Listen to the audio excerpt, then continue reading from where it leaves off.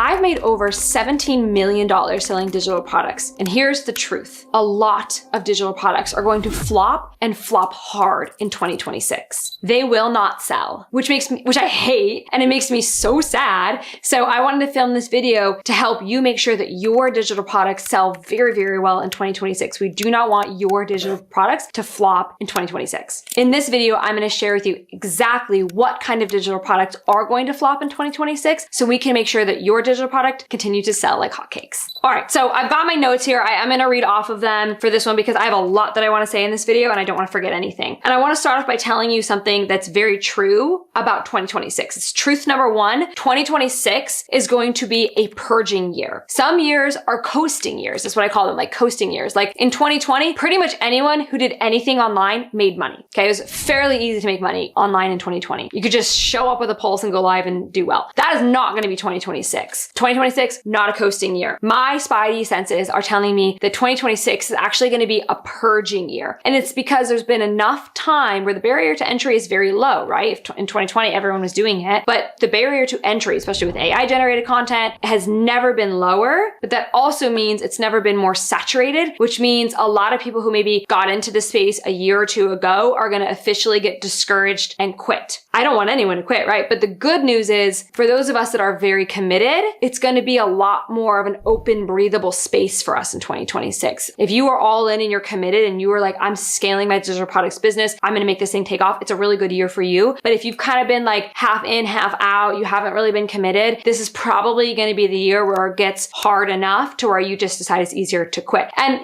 like I said, I don't want anyone to quit, but that is the reality. And I'm concerned with reaching and talking to the people who are committed because I want you to know your message and what you need to say matters. We need you to stay in the game in 2026. And so yes, 2026 is going to be a purging year, but don't be one of the ones that gets purged. That's the good news. That's up to you. Here's the truth number two. More people are going to launch low ticket digital products in 2026 than ever before. And it's good news and bad news. And I want to talk about why that's good news, bad news. The good news is, and the reason why is that I truly do believe that people are starting to understand that you can make a lot of money in very random industries selling digital products. Like I love the random examples of my students. Like I have one where she makes around $50,000 a month. She was just at my inner circle call, so I just got her updated revenue. She makes around $50,000 every single month teaching parents how to make felt hats, like birthday hats, to give to their kids. Now, if that's not a random niche, I don't know what is. I also have very successful students who do random things like rodeo athlete recruitment. Or, I have one student, she's making $30,000 a month selling a gardening guide. Like, so random. And I think people are really understanding that there's a lot of money to be made in this. I think in part because people like myself or my students are just sharing the amount of money we're making in this industry. So there's going to be a lot of people who launch digital products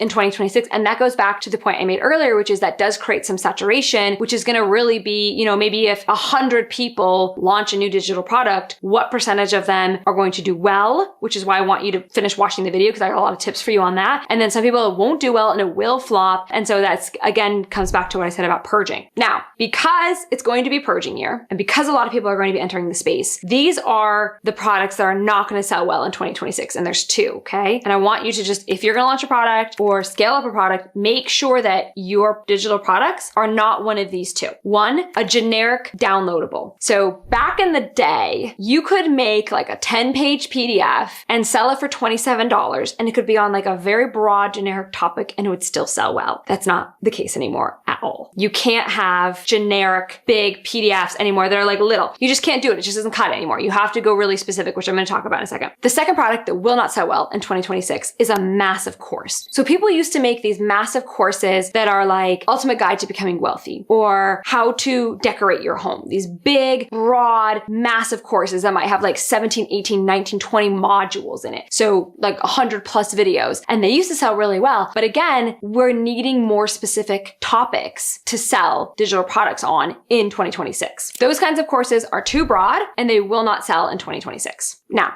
here are the kind of products that will sell well in 2026. I call them hyper-specific products. These are the products that solve one problem in that particular product. So if you have a PDF, it might have 100 pages solving one specific topic. If you have a course, it might have 12 videos solving one specific problem. Some of my own examples, just to give you examples of what's working well for me, my YouTube course wasn't every single thing that you could learn about every single bit of YouTube. It was getting 100,000 subscribers in a short amount of time with a webcam. That worked super well. I didn't really touch on YouTube Shorts. I didn't really touch on YouTube Community. I didn't really touch on a lot. I focused on the one thing that they needed in order to quickly get 100,000 subscribers. Another one that was very specific and did really well is selling with Instagram stories. That did very, very well. I'm not talking about getting reels on Instagram, not talking really even about getting followers on Instagram. I'm specifically talking about how to monetize one feature of Instagram, which is your Instagram stories. Okay, so you're probably wondering, how do I create a hyper-specific product? How do I know what to talk about, what my topic should be? And the answer to that is think about what is the one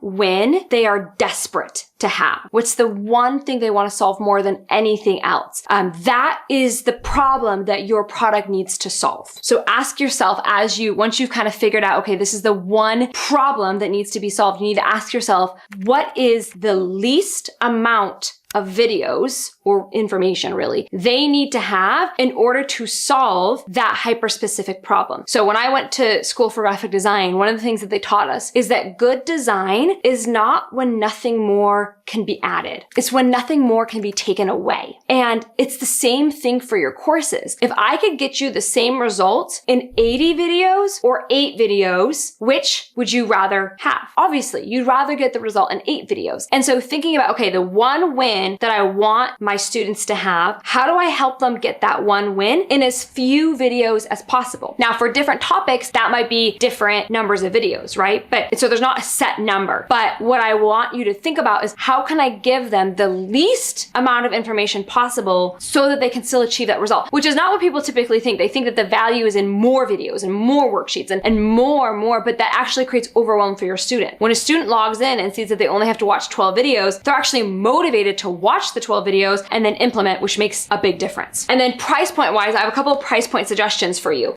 My recommendation, if you're new, start by charging $27 for this product. I have 3 price points that do well, but if you're new, you can always raise your price. We want to choose $27 at first because it's kind of a no-brainer price point. And if you charge, so the 3 are $27, $97, and $197. If you start at $27, we're eliminating pricing as a variable because it's kind of a no-brainer price point. If you charge $197 and it's still not selling, what if it's the price? What if it's the marketing? What if it's the language, right? You have all these other variables that you need to ask. But if you start at $27 and you eliminate pricing as a variable, you can focus on other things, which allows you to get to the root of the issue so you can start making sales. So I recommend that people start with $27. However, if you're feeling more confident or you're more advanced, you can get away with $97 or $197. These are all price points that sell really well. Now that you have a very solid digital product created and we know it's going to sell very well in 2026, our next step is to make a very good game plan to market it.